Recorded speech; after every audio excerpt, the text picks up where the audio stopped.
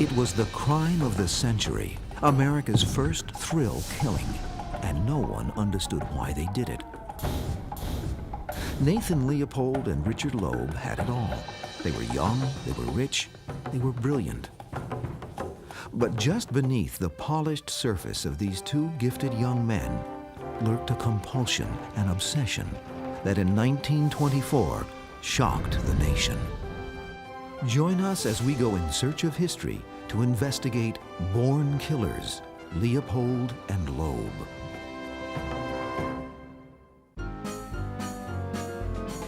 In the early 20th century, there were few big cities in America quite like Chicago.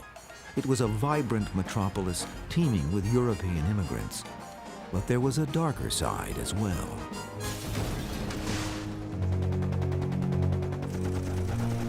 It was a place where tough-minded men fought tooth and nail for prominence in commerce and industry, and where gangsters like Al Capone still used violence as a calling card and business practice. It was then, and remains to this day, a city of neighborhoods. Some were more prestigious than others. In the early 1900s, few were more exclusive than the Kenwood district on the city's south side. Here, families lived in huge brick and stone mansions, raising children who were accustomed to the finer things in life. It was into such privileged households that Nathan Leopold Jr. and Richard Loeb were born.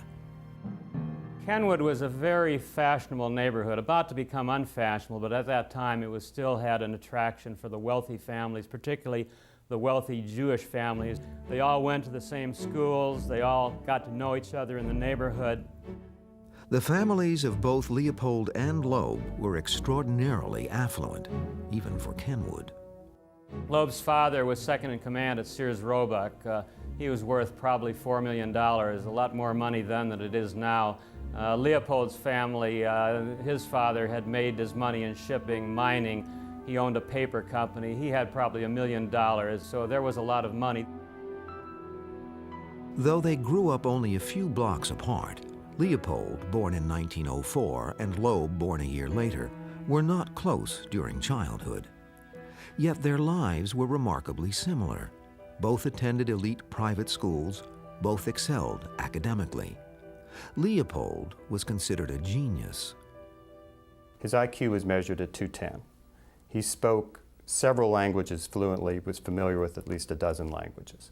This was a person who had graduated from the University of Chicago at age 17, was enrolled at Harvard Law School, a person who was a nationally renowned ornithologist, an exceptional mind. Richard Loeb was also very intelligent, although his IQ score didn't compare with Leopold's. It measured about 160.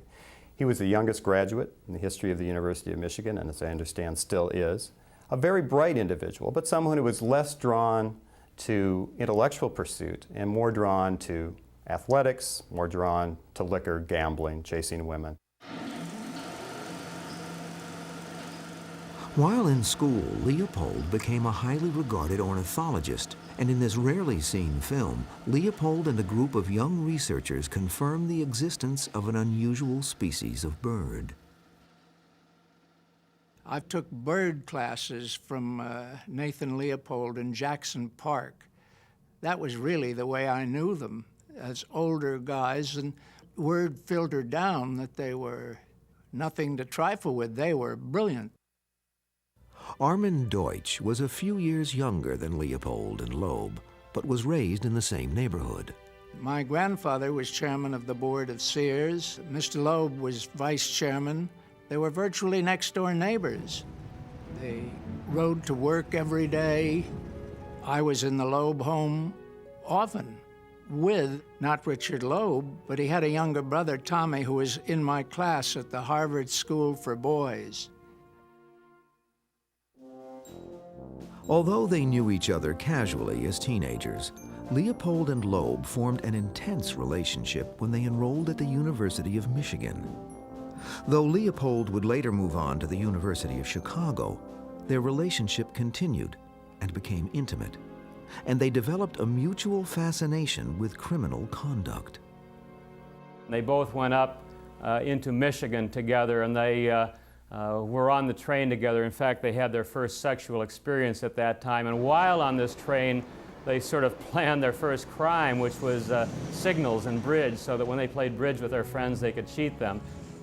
Cheating at bridge was a prank, but it went to the heart of a secret relationship that was evolving between Leopold and Loeb, allowing them to explore the moral and ethical gray zone between right and wrong.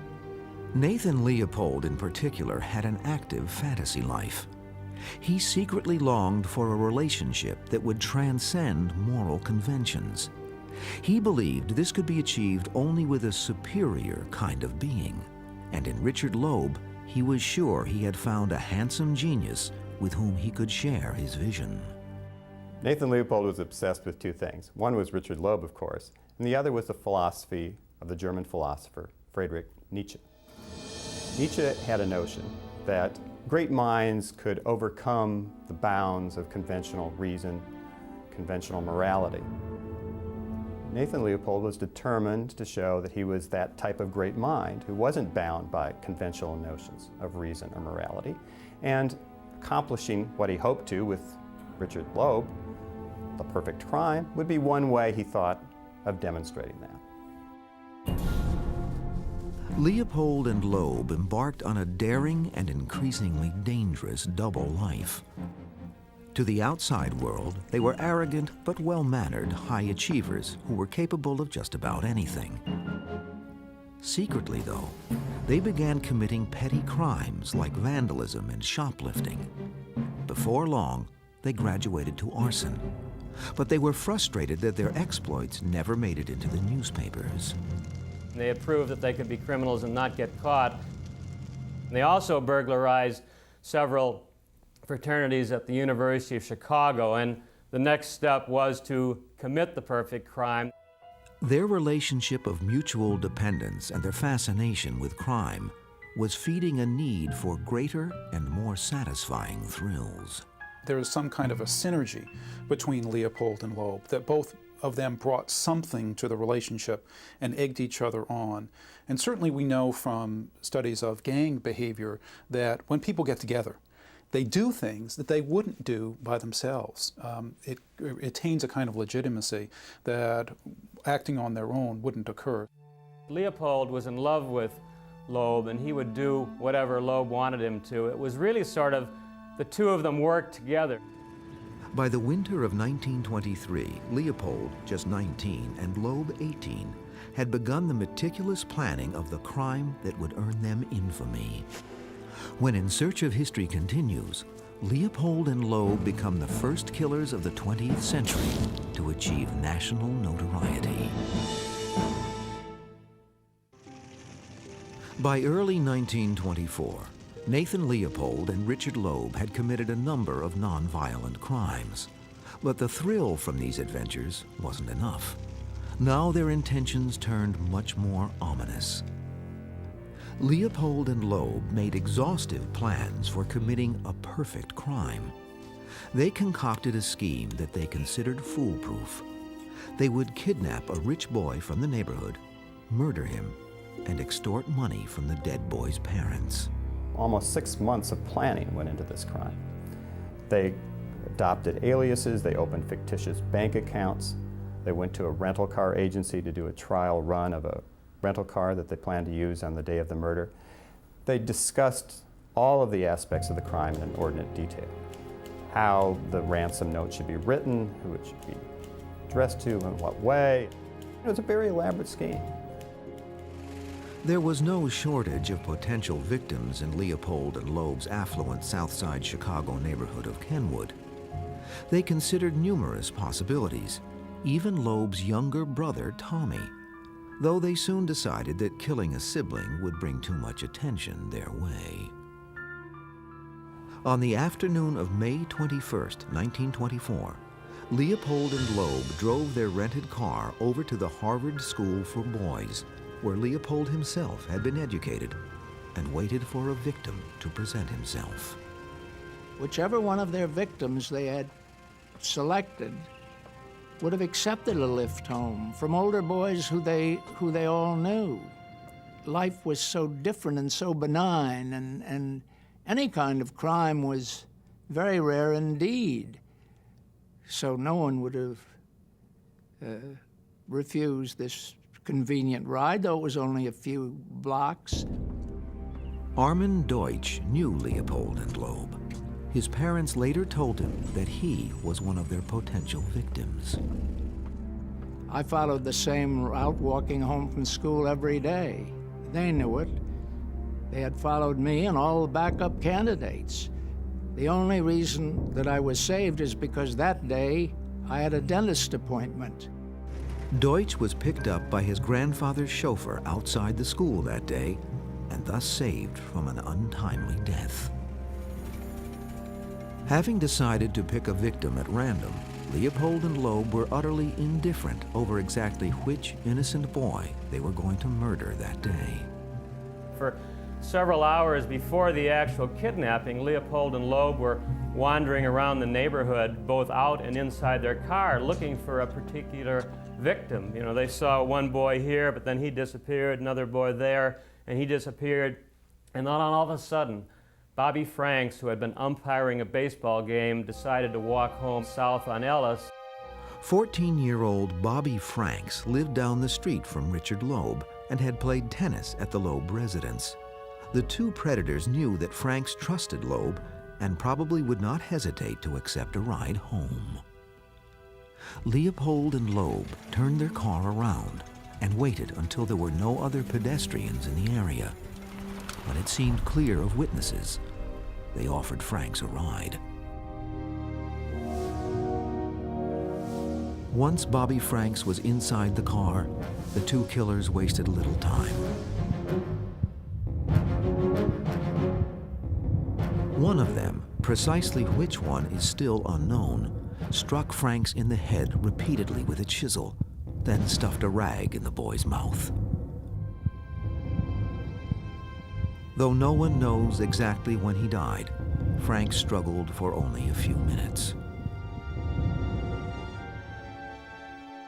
They headed south towards the Indiana-Illinois state line, where they planned to dispose of the body. They didn't want to dispose of the body until it was dark. The murder had been committed around 5:30. They had several hours to kill. With the dead body of Bobby Franks wrapped in a robe on the floor of the back seat, Leopold and Loeb stopped for hot dogs and root beer. They sat in the car, ate dinner, and waited. When the cover of night finally came, they drove on to the marshlands near Wolf Lake in Hammond, Indiana. Nathan Leopold would later recall how they disposed of the body. Having arrived at our destination, we placed the body in the robe, carried it to the culvert. Here we completed the disrobing. Then, in an attempt to render identification more difficult, we poured hydrochloric acid over the face and body.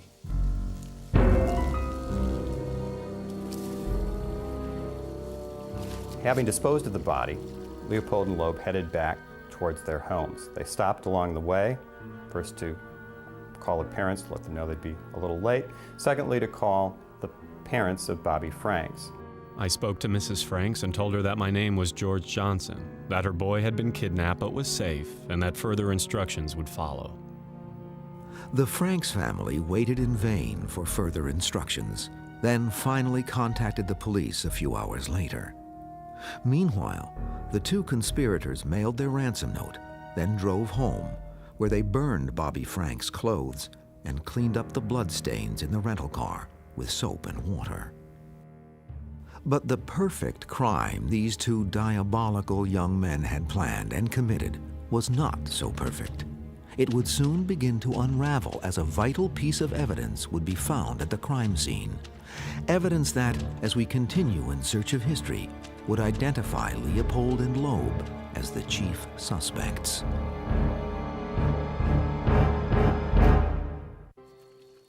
Nathan Leopold and Richard Loeb had stuffed Bobby Franks' body into a marshland drainage pipe near Hammond, Indiana.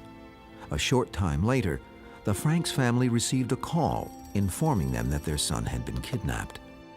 4 hours after that, the Franks family contacted the police, who began pursuing the unknown kidnapper. Just after 9 a.m. in Hammond, Indiana, a local mill worker happened upon the body.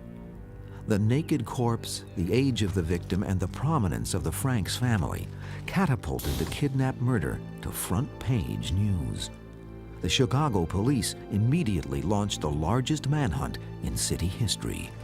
The police were running all over the place trying to pick up every clue they could. There were rewards promised. The reporters were flocking around like paparazzi, you know, hanging out in front of the family's houses, and the police were nabbing people, bringing some of the teachers at the school where Bobby Franks went to school, bringing them in, giving them the third degree, treating them rather brutally, as a matter of fact. An exhilarated Leopold and Loeb finally had the notoriety they felt they deserved, albeit anonymously. Leopold was content to go about his schedule as quietly as possible. But Loeb was drawn to the police investigation as if by a magnet. He talked to anybody who would listen, offering theories about who might have done it, even going so far as to tell newspaper reporters, "If I were going to murder anybody, I would murder just such a cocky little son of a bitch as Bobby Franks." The first break in the case came just a few days later. Police recovered a pair of eyeglasses at the crime scene, glasses that had a unique hinge. There were only 3 such pairs of glasses in Chicago. 2 of the owners had solid alibis. The third pair belonged to Nathan Leopold. State's Attorney Robert E. Crow quickly brought Leopold in for questioning. When they were questioning Leopold, Leopold told them he had been out birding the week before, which he had been. You know, it was perfectly legitimate that he might have dropped the glasses there, so they asked him to demonstrate. So he put the glasses in his top pocket and tried to fall down on the rug, and the glasses didn't come out. He tried it again, the glasses didn't come out, and that was one of the things that sort of shook his alibi. At this point, suspicions that Nathan Leopold was in fact the murderer began to mount. He was grilled extensively about what he said he was doing on Wednesday, May 21st. At that time, of course, Richard Loeb was also identified as a possible suspect and was picked up for questioning as well. He was grilled, and grilled extensively. They kept denying any involvement with the crime, kept repeating this story. And I think some of the investigators at some point were beginning to believe it. It seemed possible that Leopold and Loeb might still slip away from authorities. Then, 2 more critical pieces of evidence emerged. Tests revealed that a typewriter used by Nathan Leopold had typed the ransom note, and Leopold's chauffeur told police that the car which Leopold insisted he had been driving the day of the murder had in fact been in the garage the entire time. Now State's Attorney Crow and his investigators smelled blood. They confronted Richard Loeb with the damning new evidence. The smooth, polished Loeb cracked under pressure. On May 31st, just 10 days after the killing, Loeb provided Crow with a detailed confession of the murder of Bobby Franks. After Richard Loeb confessed, Robert Crow went back to Nathan Leopold and began to give him facts about the crime that Nathan Leopold knew only Richard Loeb knew. He knew, in fact, that his friend, who he thought would never, ever break down, had in fact confessed. His confession followed. Leopold and Loeb told police and psychiatrists, called alienists at the time, their story, casually recounting the explicit details of the murder. Their confession was clinical and unemotional, with a conspicuous lack of remorse for killing young Bobby Franks. One of the striking parts of the early interrogation of the defendants by the police was the way in which they talked about killing. Leopold, I'm not sure if this was to the police or to one of the alienists, described killing in a very dispassionate and scientific kind of way. He described it as involving the same kind of emotions as pulling the wings off a butterfly. They were bound by a sexual relationship. They shared a belief that they were superior to the moral norm, and they were convinced that they would never be caught. But when they finally confessed, the killers, who saw themselves as supermen, revealed themselves to be extraordinarily human. Leopold pointed the finger at Loeb, saying he was the killer. Loeb said Leopold did it. In the end, it didn't matter who was responsible for the death blow. Both Leopold and Loeb were charged in America's first thrill killing. We don't know which of the two actually wielded the blow, but we do know that the two of them together killed that boy. For all purposes, they were both equally guilty under the law, and maybe for that reason the police, the state's attorney, didn't push that too much. At 6 a.m. on May 31st, 1924, Robert Crowe came before the press. "I have a hanging case," he said.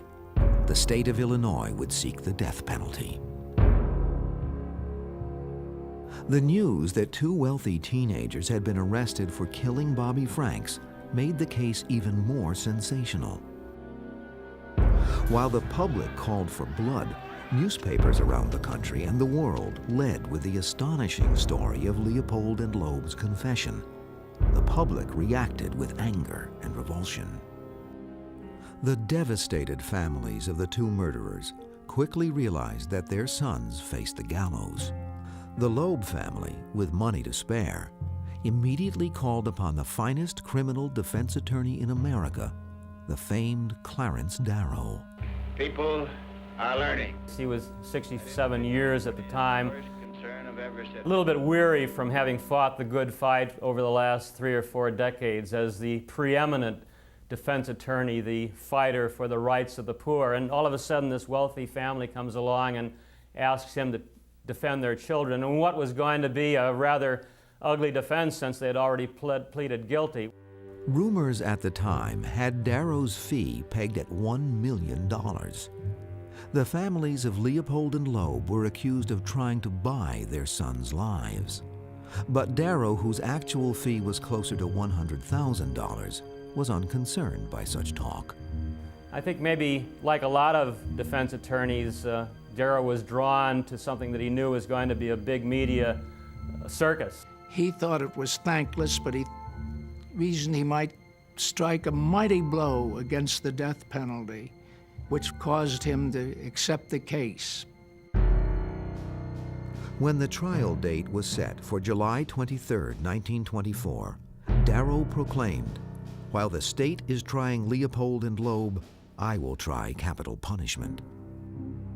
When In Search of History continues, Clarence Darrow stuns the world with a plea for Leopold and Loeb and delivers this century's most eloquent courtroom argument.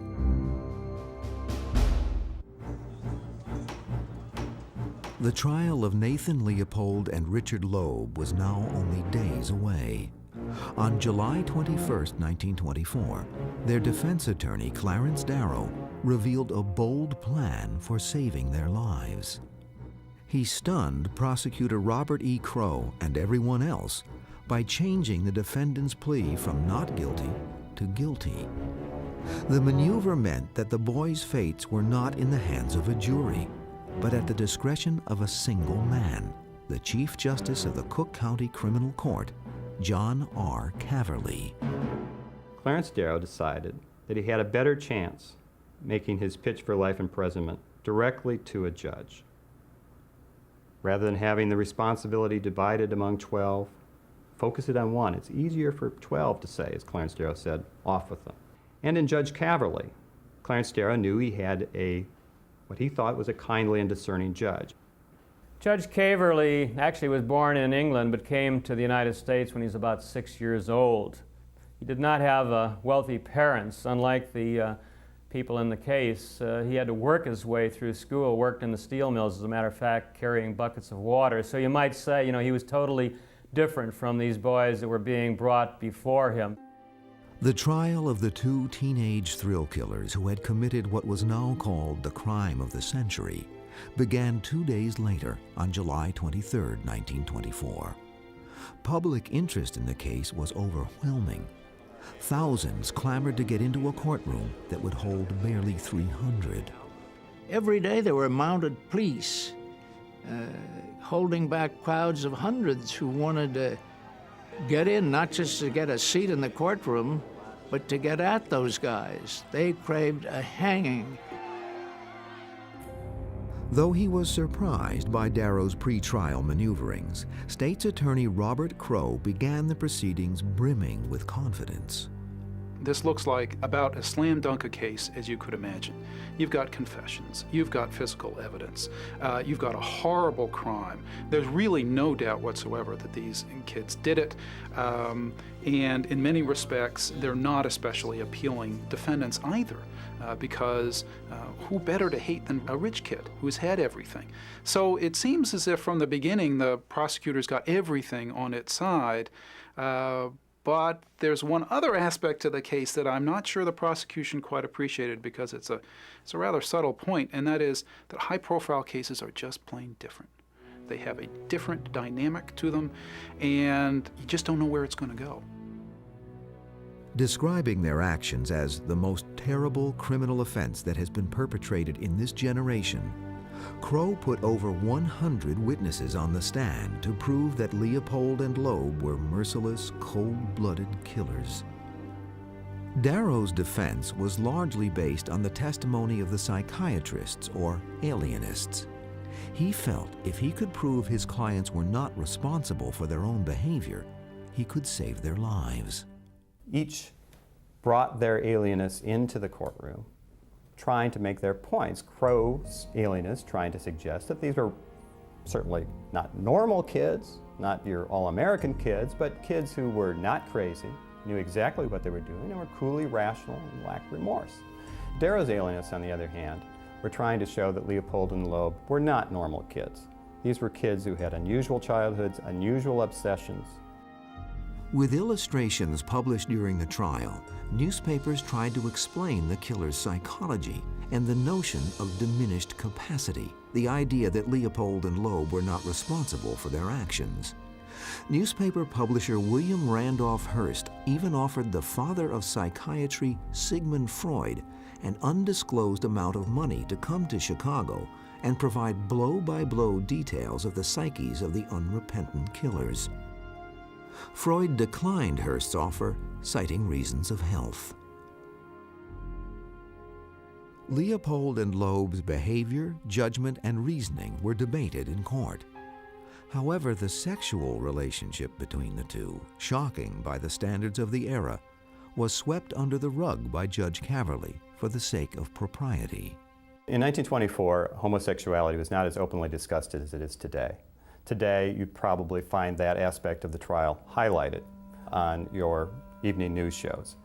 In 1924, on the other hand, this testimony was given in whispered tones, with women excluded from the courtroom, and reporters, to the extent they could be, shooed away so that they couldn't understand what was being said by the witness. On August 21st, the prosecution presented its summation. The gentleman whose profession it is to protect murder in Cook County is how State's Attorney Crowe described his opponent, Clarence Darrow. He then implored Judge Caverly to send Leopold and Loeb to the gallows. Society can endure, the law can endure, and criminals can escape. But if a court such as this court should say that he believes in the doctrine of Darrow, that you ought not to hang when the laws say you should, a greater blow has been struck to our institutions than by 100, yes, 1,000 murders.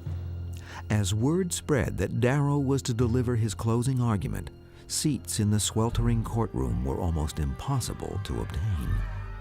Those who made it inside were not disappointed. Darrow's speech was an epic denunciation of capital punishment that spanned 2 days and nearly 12 hours. I have heard in the last 6 weeks nothing but the cry for blood. I have heard from the office of the state's attorney only ugly hate.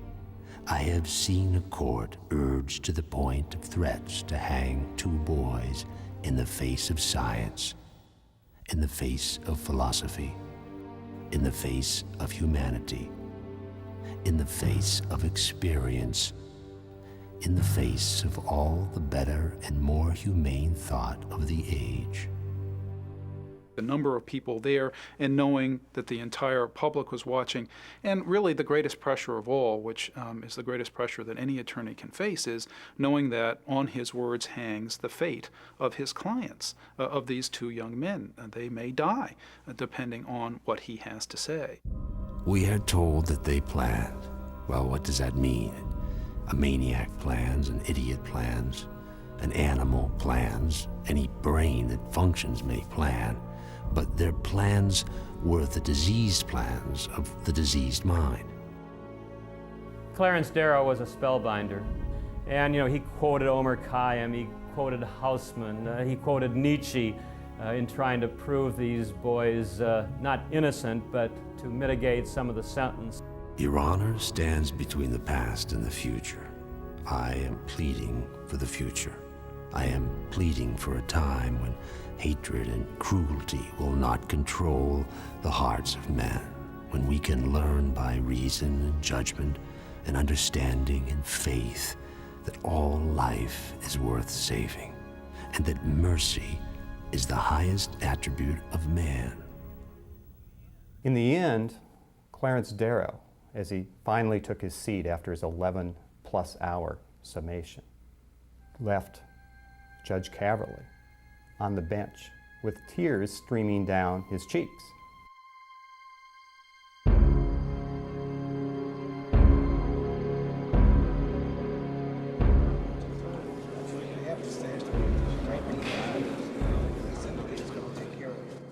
Three weeks later, Judge Caverly returned to the bench with a decision that would determine the fate of Leopold and Loeb. Early on, as he began to reject some of the arguments that had been made by Clarence Darrow, saying that he wasn't terribly impressed by the psychiatric testimony, people began to think it's hanging. But if they stayed around to listen, they heard Judge Caverly begin to talk about the young age of the defendants. And that ultimately turned out to be the basis for his decision, that he just did not think it was an appropriate punishment for 18 and 19-year-olds to hang them. There would be no hanging. Judge Caverly ordered the two young thrill killers to be imprisoned for life for the brutal murder of Bobby Franks, and added 99 years for his kidnapping. The press reacted with scorn to Judge Caverly's verdict. Said one New York paper, "Law, the bastard daughter of justice, handed her mother a frightful beating in Chicago yesterday." Leopold and Loeb said goodbye to their families and were sent to the Illinois State Penitentiary at Joliet, where they expected they would quietly continue the rest of their lives. But their strange, twisted saga still had some unexpected turns when In Search of History continues. On September 11, 1924, Leopold and Loeb entered Joliet Prison as perhaps the biggest celebrities the grim institution had ever housed. In an interview with newspaper reporters, an arrogant Leopold could not resist taking a shot at his fellow inmates. I suppose this wouldn't be so hard for some dull fellow with not much intelligence and no imagination and no real life behind him. That's what makes it so hard for me and Dick, I suppose. The incarceration of Leopold and Loeb meant an attempted return to normalcy for young Armin Deutsch, who had been targeted for death by the two plotters. When I went back to school in September following the crime, my family did their futile best to hide my tracks. I went to a different school. And the first thing that happened was a kid in my class asked me for my autograph. It was a precursor of the fact that this gave my life for many decades a kind of odd celebrity. People say, "Are you really the fellow they were going to kill?" Once inside prison, Leopold and Loeb were kept apart as much as possible. But they still managed to maintain their relationship. In 1925, authorities separated the two men. Leopold was transferred from Joliet to nearby Stateville. Everyone said, and it was widely written, that he would break under the strain of prison. Far from it. He turned out to be a model prisoner. He taught classes. He did everything to make himself valuable as an inmate. To some, Leopold was a shining example of penal rehabilitation. He worked in the prison hospital and organized the library. In 1931, Leopold and Loeb were reunited at Stateville, and together they established a school for the other inmates. They realized if they played along with the prison system, they might get better treatment than if they tried to bang on the walls and cause trouble, and that's exactly what they did. Leopold and Loeb faded from public view for several years. Then in 1936, Loeb was slashed to death by another prisoner, James Day, after Loeb allegedly tried to force Day to have sex with him. Loeb's violent death brought him back to the front pages. One reporter commented that Richard Loeb, who was a master of the English language, today ended a sentence with a proposition. Nathan Leopold was notified that his friend was dying in the prison hospital and rushed to his bedside and was there at the time Richard Loeb expired. Leopold, meanwhile, slowly drifted into near obscurity, but maintained his busy prison activities. For a long time, Leopold probably accepted the fact that he would never be paroled. And then during World War II, he became involved in a project to try and cure malaria. Several of the prisoners volunteered to actually contract malaria so various drugs could be tried on them. Leopold was one of them.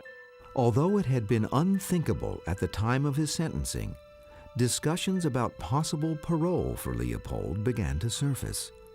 The brilliant schemer saw an opportunity and seized it.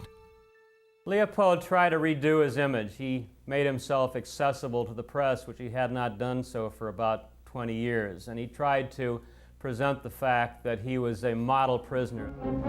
Nathan Leopold, condemned for the slaying of Robert Franks 20 years ago, is a volunteer in a cause that deserves universal support.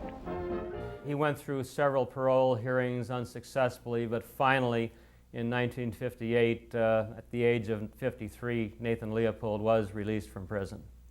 Leopold had served just 33 years of the life plus 99 years sentence he had received for the kidnapping and murder of Bobby Franks. Now that he was a free man, Leopold pleaded with the press to leave him alone. Nathan Leopold wanted to live something like an ordinary life, although that certainly was not possible. He went to Puerto Rico, where a job had been arranged for him, and began work in a mission and lived a rather worthwhile life. In many ways, I think you can look at this case as many sort of stories, but certainly one of them is the story of redemption, that Nathan Leopold showed that he could still provide something to others, even after the terrible act that he committed that May Day in 1924. I saw him going to Puerto Rico and continuing his good work, and that's where he would be. Later I learned that that was not true. He could travel as he wished. I understand he went to Chicago and visited family members and so on, and that rather embittered me because no family member of Bobby Franks' family ever had a joyous moment in their life again. The Leopold and Loeb case was the defining moment in the lives of all of its participants. Clarence Darrow enjoyed international fame after defending the two murderers. A year later, he was back in the news as defense attorney in the landmark Scopes monkey trial. State's Attorney Robert Crow's career later took a downturn, and the fathers of Leopold, Loeb, and Bobby Franks all died before 5 years had passed. Some have speculated that in his old age, Leopold was haunted by his youthful actions. Leopold himself suggested this in an interview. The crime is definitely still the central part of my consciousness. Very often it occupies the forefront of my attention and I can think of nothing else. It was also argued that Leopold's good works later in life were a way of making up for his heinous crime and the lost years spent in prison. Leopold had his own interpretation. I have tried to figure out at what point in time the whole business has become worthwhile. By certain esoteric calculations of my own, I came to the conclusion that on September 15th, 1963, I reached the point where it all became worthwhile, that the joy of being a free man again equaled the grief of those 33 years. On August 30th, 1971, at the age of 66, the convicted killer died of a heart attack as a free man.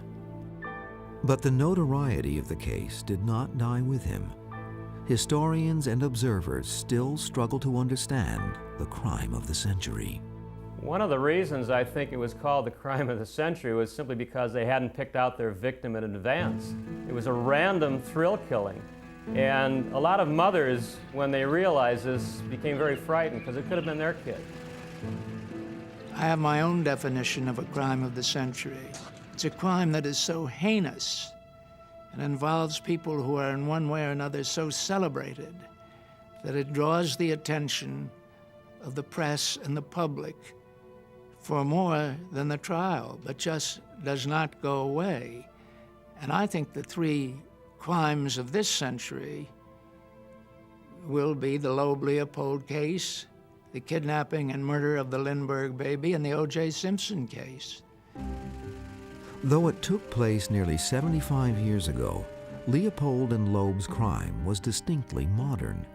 With its casual amorality, its shocking sexual overtones, and sensational media coverage, it foreshadowed the circus trials of the latter part of the 20th century, and reminds us that treachery and violence are always nearby as we go in search of history.